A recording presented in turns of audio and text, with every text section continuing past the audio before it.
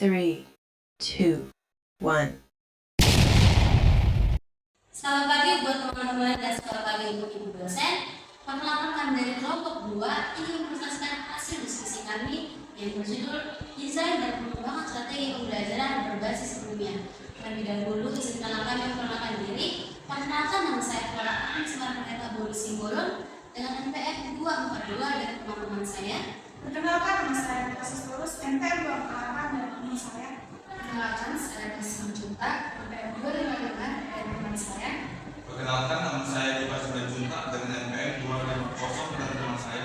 Perkenalkan, nama saya Grace Payu NPM 229 dengan teman saya. Perkenalkan, nama saya Laura dengan NPM 250 dan teman saya. Perkenalkan, saya Francisco Timothy Syalaga dengan NPM 253. Selamat menyaksikan untuk teman-teman dan ibu dosen. Baik, kita masuk ke dalam materi yang pertama, yaitu teori dasar pengembangan strategi pembelajaran berbasis ilmiah. Pengembangan strategi pembelajaran berbasis ilmiah atau dikenal sebagai pendekatan saintifik. Pendekatan saintifik merupakan pengarahan yang terjadi dalam penerapan metode ilmiah. Nah, menurut para ahli, yaitu dari tahun 2014, metode ilmiah sendiri merupakan rangkaian aktivitas pengumpulan data dapat dilakukan melalui kegiatan observasi atau eksperimen, mengolah informasi atau data, menganalisis, dan kemudian memformulasi dan menguji hipotesis. Ternyata pendekatan saintifik itu mencakup dua penalaran. Yang pertama penalaran induktif, yang kedua penalaran deduktif. Nah, penalaran yang induktif bersifat sesuatu yang bersifat khusus menjadi umum, sedangkan deduktif sesuatu yang bersifat umum menjadi sifat khusus. Baik, di sini saya akan lanjutkan. Menurut Musfikon dan Nurdiansyah, pada tahun 2015, pembelajaran dengan pendekatan saintifik haruslah disajikan dengan target untuk meningkatkan rasa keingintahuan atau foster a sense of wonder. Yang kedua, meningkatkan keterampilan mengamati atau inner observation. Yang ketiga, meningkatkan kemampuan menganalisis atau push of analysis. Dan yang keempat ialah berkomunikasi atau require communication. Secara konsep, pendekatan ini lebih mengarah pada model pendidikan yang humanis, yaitu artinya pendidikan yang memberikan ruang lebih kepada siswa untuk berkembang sesuai dengan potensi kecerdasan yang dimilikinya. Kemudian, siswa akan menjadi pusat belajar dan tidak menjadi objek pada pembelajaran yang pasif, sehingga karakter, keterampilan dan kognitifnya dapat berkembang secara lebih optimal. Oke, selanjutnya prinsip strategi pembelajaran berbasis ilmiah. Terdapat 3 prinsip. Yang pertama itu belajar siswa aktif, yang dimana dalam hal ini termasuk inquiry based learning atau belajar berbasis penelitian, cooperative learning atau belajar berkelompok, dan belajar berpusat pada siswa.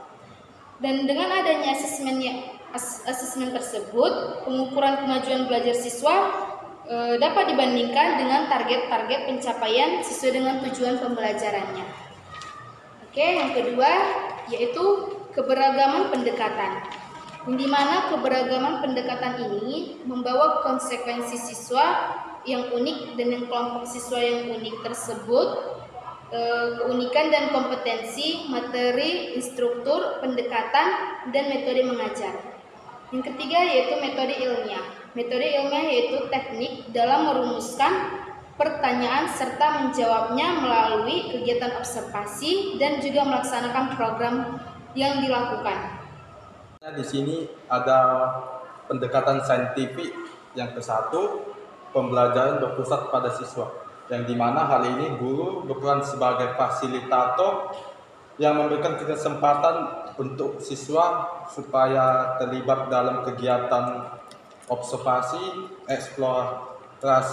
eksplorasi untuk meningkatkan kemampuan pengetahuan mereka. Yang kedua ada pembelajaran membentuk students self concept, yang dimana siswa didorong untuk mengembangkan rasa kepercayaan diri, kemandirian, dan kemampuan untuk mengarahkan proses kemampuan mereka.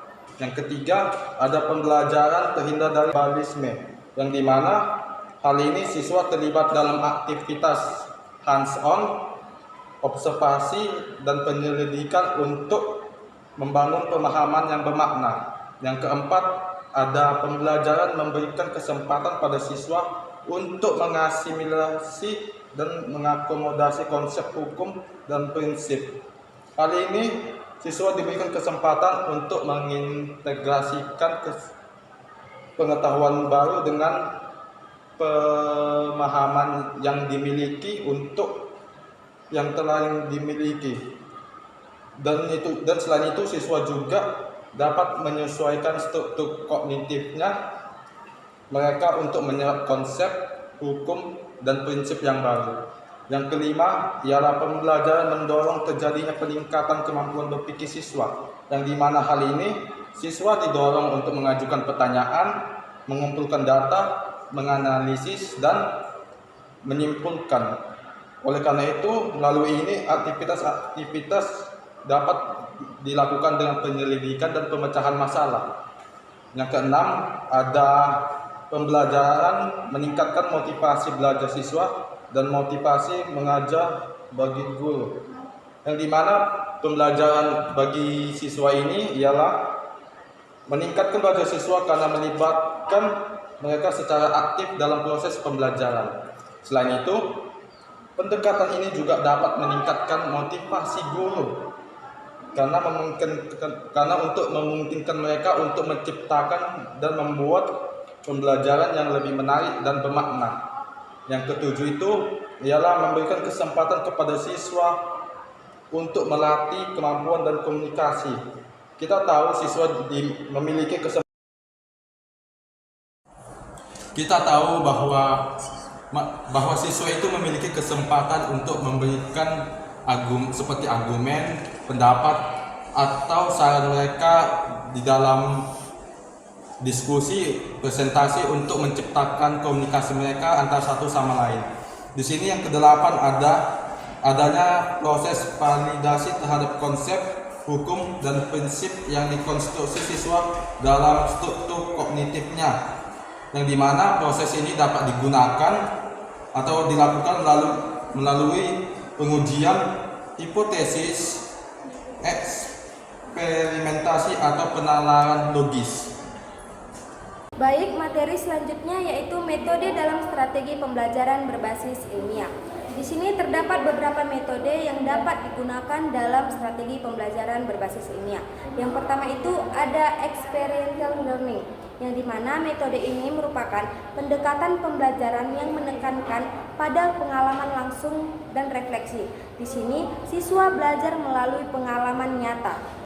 Contoh metode dalam pembelajarannya yaitu siswa bisa diajak ke alam terbuka. Contohnya yaitu ke taman alam, di mana siswa di sini disuruh mengamati atau belajar tentang lingkungan, sains alam melalui pengalaman langsung atau pengamatan langsung.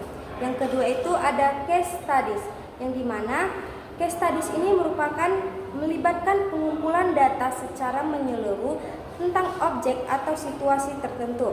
Ini melibatkan pengamatan mendalam, contohnya seperti wawancara dan analisis.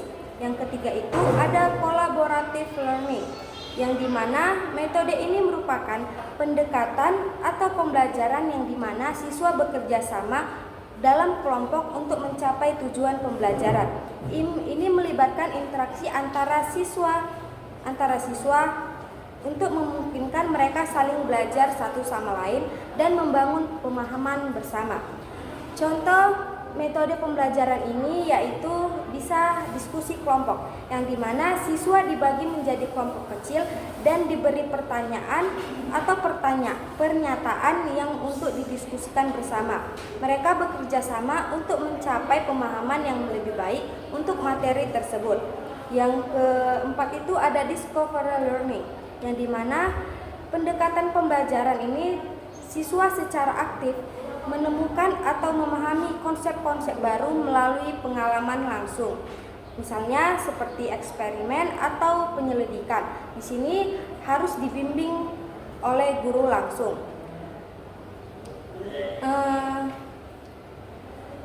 Contoh metode dalam pembelajaran ini yaitu siswa bisa diberi tugas untuk mengeksplorasi topik tertentu, misalnya ekosistem atau pola cuaca, dan membuat proyek yang menunjukkan tentang pemahaman mereka sendiri.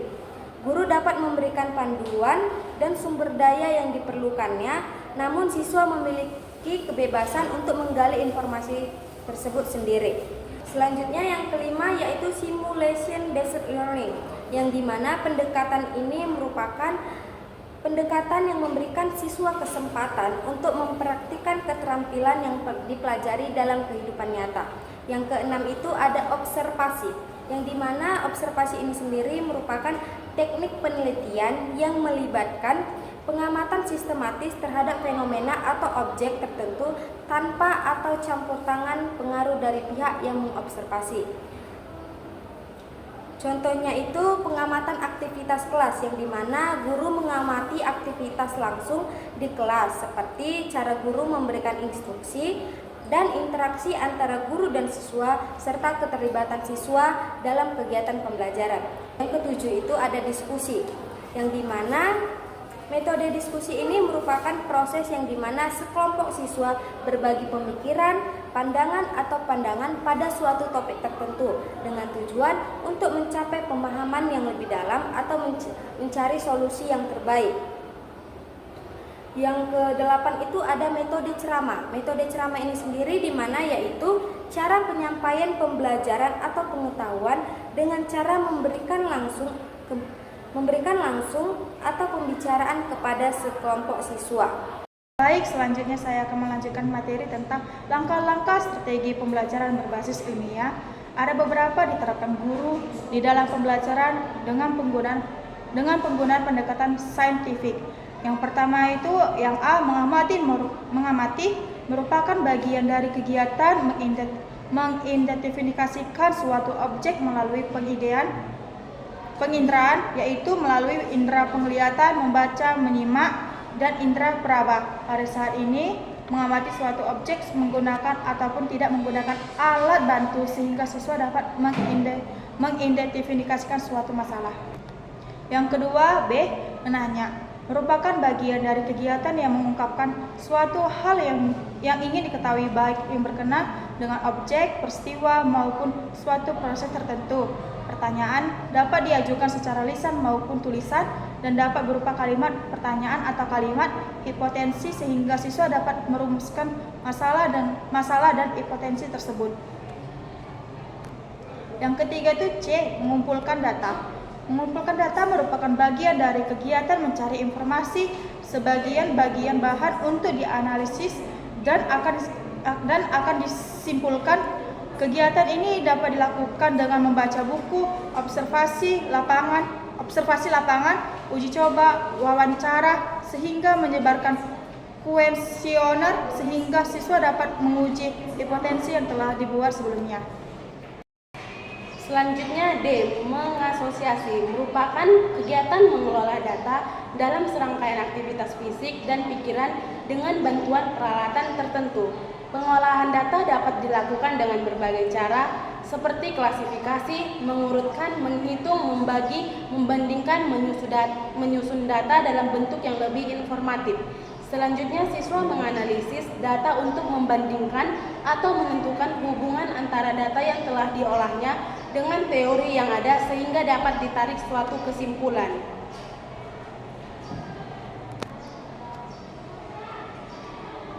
E, mengkomunikasikan, merupakan bagian salah satu kegiatan siswa dalam mendeskripsikan dan menyampaikan hasil temuannya dari kegiatan mengamati, menanya, menyimpulkan, dan mengolah data, serta mengasosiasikan yang ditunjukkan kepada orang lain, baik secara lisan maupun tulisan, dalam bentuk diagram, bagan, gambar, dan sejenisnya dengan bantuan perangkat teknologi sederhana seperti teknologi informasi dan teknologi komunikasi.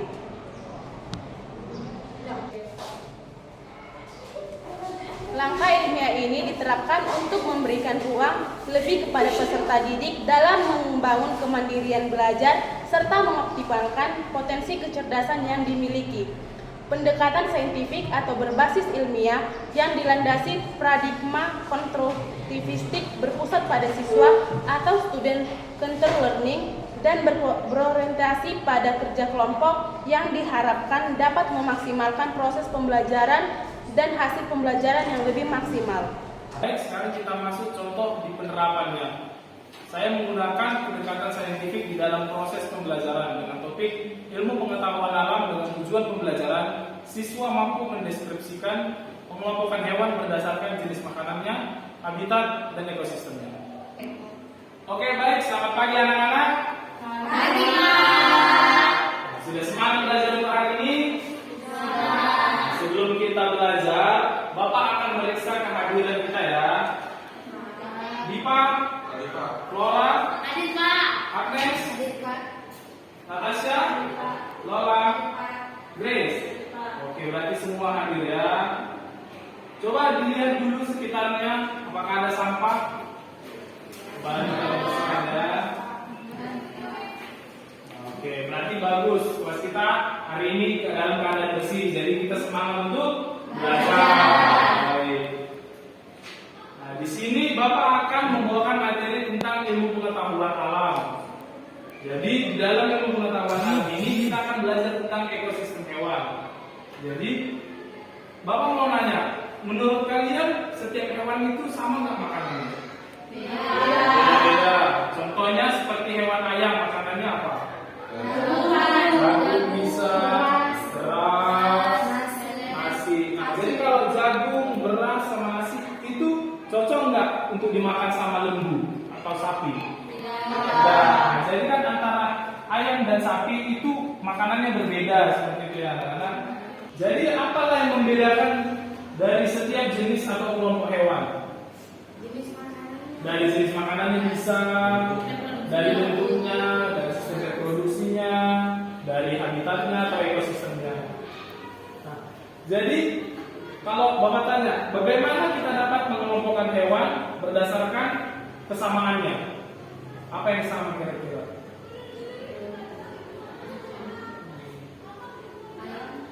Ayam sama dengan bebek, sama dengan burung, dengan entok. Nah, itu apa kesamaannya? Sama-sama hewan unggas. Nah, di sini Bapak ingin menyuruh anak-anak untuk membuat suatu kelompok kecil. Karena kita ada 6, jadi 2 orang ya, satu kelompok. Grace dengan Lola, Agnes dengan Natasha. Di sini Bapak minta untuk mengelompokkan hewan berdasarkan karakteristik tertentu, seperti tadi jenis makanannya, ekosistemnya, ataupun habitatnya. Coba ambil kertasnya.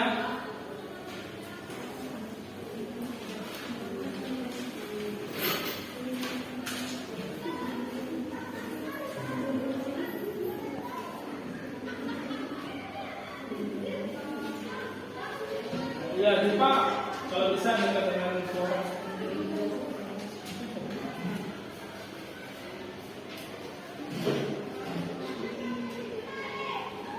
Oke, baik. Setelah Bapak menjelaskan materi tadi, Bapak ingin memberikan tugas kepada kalian. Jadi tugasnya itu kalian berdiskusi secara kelompok, kemudian meneliti hewan apa saja yang berada di lingkungan sekitar. Nah, jadi kelompok Grace dan Lola meneliti hewan unggas. Cari itu apa? Ciri-cirinya, jenis makanannya, ekosistemnya. Kemudian untuk kelompok Agnes dan Natasha, hewan mamalia. Sama juga dicari apa jenis makanannya, ekosistemnya, dan habitatnya. Untuk Dipa dan Flora, hewan reptil. Nah, sudah tahu kan tugasnya? Silakan berdiskusi.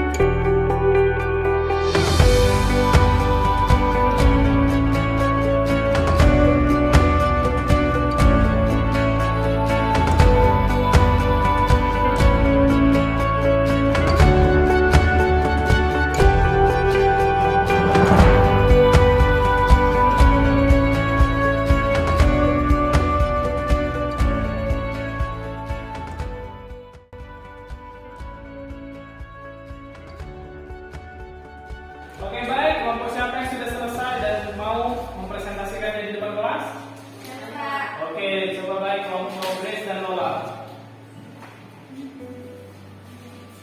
Baik, di sini kami akan mempresentasikan hasil diskusi kami. Jadi kami tadi disuruh Bapak tentang unggas, tentang hewan yang unggas. Jenis hewan yang unggas itu yang kami ambil itu burung, ayam, itik, dan bebek. Jadi ekosistemnya hewan-hewan tersebut kami itu di daratan, di hutan, dan di pekarangan lingkungan juga. Selanjutnya ada karakteristik hewan unggas. Yang pertama itu bersayap, berkaki dua, dan berparu.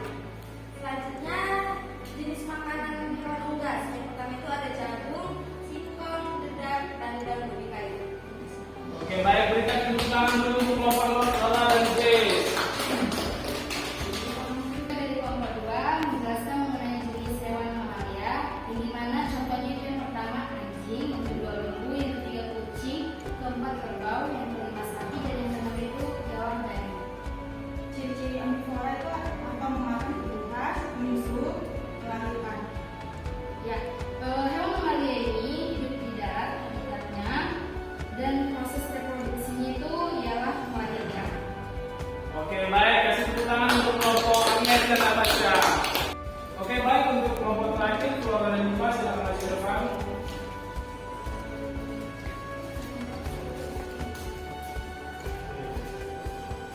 Baik, kami dari kelompok terakhir yaitu mencari karakteristik hewan reptil. Yang kami teliti itu katak, ular, biawak, dan kadal. Ekosistemnya berada di darat dan di air. Jenis perkembangan biaknya dengan cara bertelur. Jenis makanannya serangga dan ikan. Untuk habitatnya tinggal di darat dan di air. Ciri-cirinya bisa berenang. Sudah?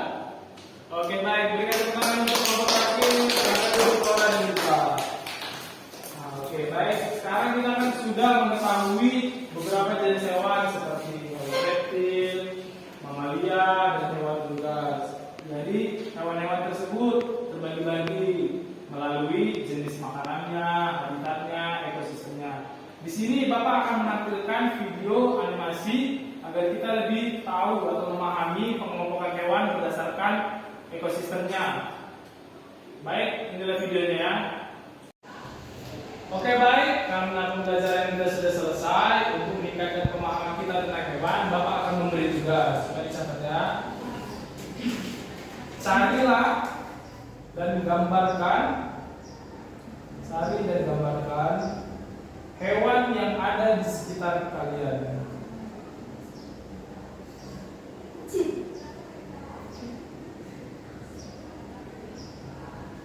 Kemudian deskripsikanlah hewan tersebut.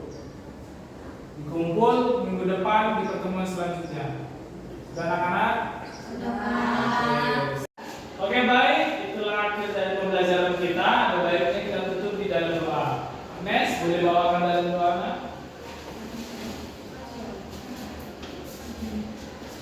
Oke, baik buat teman-teman semuanya, untuk mengakhiri pembelajaran kita pada siang hari ini, kita berdoa menurut kepercayaan dan kita diskusi. Doa dimulai. Kalau Bapa yang Maha Kasih dan Maha Penyayang, terima kasih Tuhan karena Engkau telah melindungi kami dari tadi ya Tuhan hingga di siang hari ini ya Tuhan. Tuhan Yesus, kami baru selesai belajar. Kiranya apa yang kami pelajari dapat kami mengerti dan kami memahami ya Tuhan. Puji dan termuliakan nama ya Tuhan di esok dan sampai selama-lamanya. Amin. Oke, terima kasih buat Agnes. Oke, baik anak-anak, selamat siang.